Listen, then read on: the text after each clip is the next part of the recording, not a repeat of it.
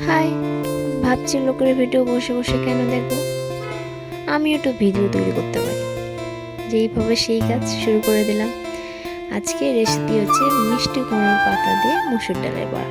তুমি দেখতেই পাচ্ছ পাতাগুলোকে একটু লবণ দিয়ে মেখে রাখবো, তাহলে পাতাটা নরম হয়ে যাবে।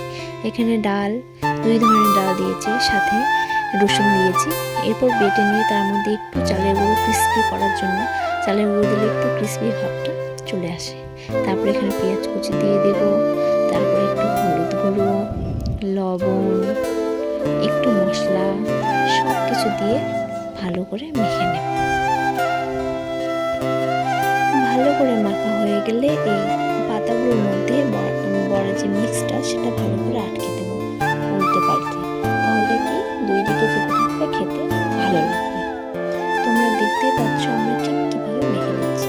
ঠিক এভাবে রাখবো, তাহলে ভালো লাগবে। 2 দিকে পাওয়া যাবে এই মসুর ডালের সেই মিক্সচারটা, এবং খেতে ভালো লাগবে। এভাবে তৈরি সবকটা আমরা আস্তে আস্তে করে তৈরি করে নেব।